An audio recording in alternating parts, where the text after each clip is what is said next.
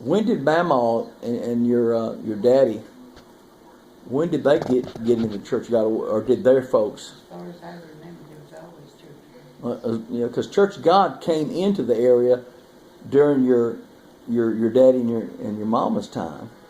Church of God wasn't everywhere, but how long we've been Pentecost for a long time, haven't we? Mm-hmm. So was your great grandmama and daddy, were they Pentecostal? Mm-hmm. Hello. What you remember them talking about that Pentecost? Mm-hmm. South Shady Grove Church and that church was growing up. Was Church of God, South Shady Grove? What about before then? You remember them talking about going to a Pentecostal church? Always Church of God. You remember, I know you talked about Brother Whittington holding revival with his guitar. What's that song you sang, Molly? When he reaches down. When he reaches way down for me. I remember Brother Whittington singing with that guitar. He said, I was lost and undone without God or His Son. Then Brother Whittington, he'd say, when he reached way down. You know, before they came to, I can't remember the church. And he held the revival. And he stayed at our house. He stayed at y'all's house? Did y'all have a bedroom for him, or he just kind of?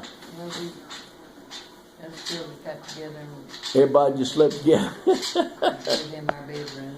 Right. You remember when him and Sister Whittington got married? No. He was already married. So he was married way back then, you know. She come down and stayed. She come and stayed 73 days with us while he was there for revival. When he got through preaching, did he go down and pray for people? How did he do that? Yeah,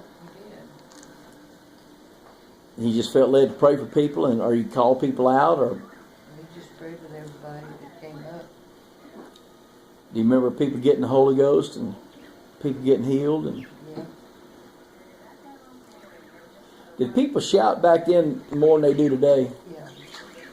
What did they kind of pray through and cry in the altars, and then it come to a shout, people shouting, or right in the altar service did people start? In song services, did people start shouting? Some service was going on. During the altar call, I'd say. A lot of people would be shouting.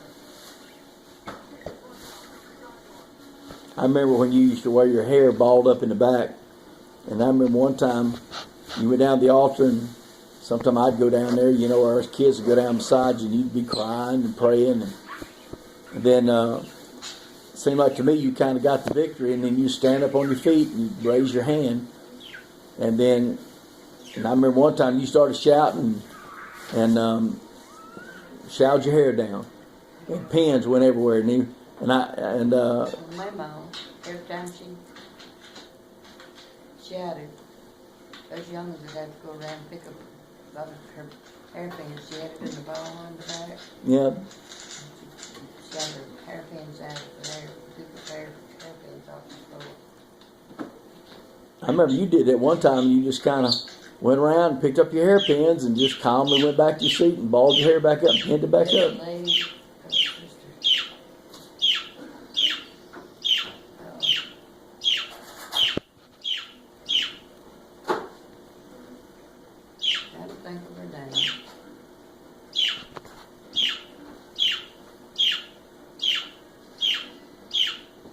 Anyway, she was speaking in tongues, walking around speaking in tongues.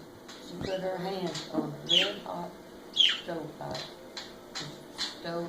Pot belly stove type thing. And she just flipped it away. She didn't have any fireplace in her hand. Is that one of the Just Nani White. Nani White?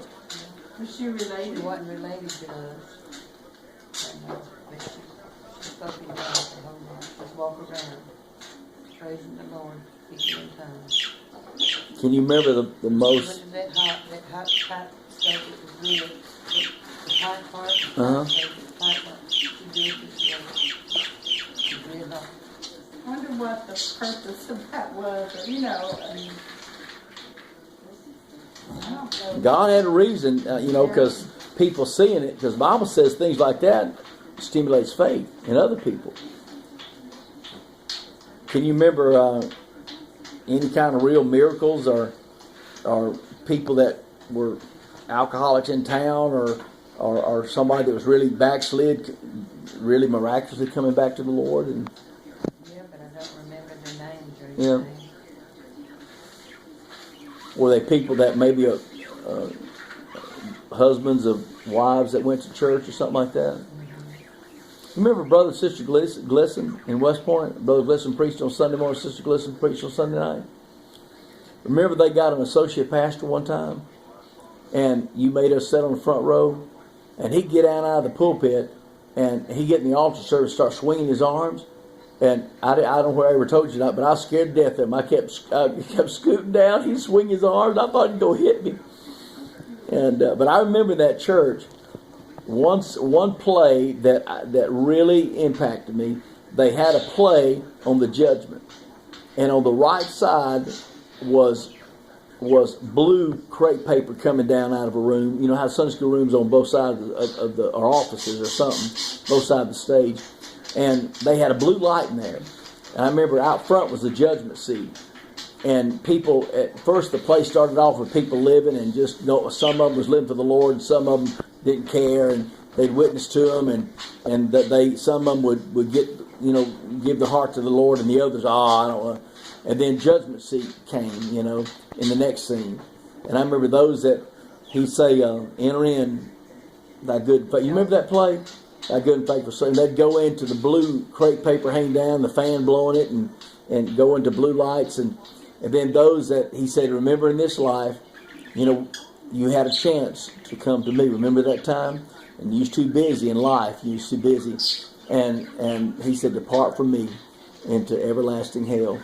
And I remember they would go in that crepe paper and just, like that in that red light in that room. And I must have been what? Just 8 or 9, something like that. About 8 or so. But I remember that made an impact on me. I said, I don't want to go to hell. It put the fear of God in me, boy. And I remember feeling conviction then.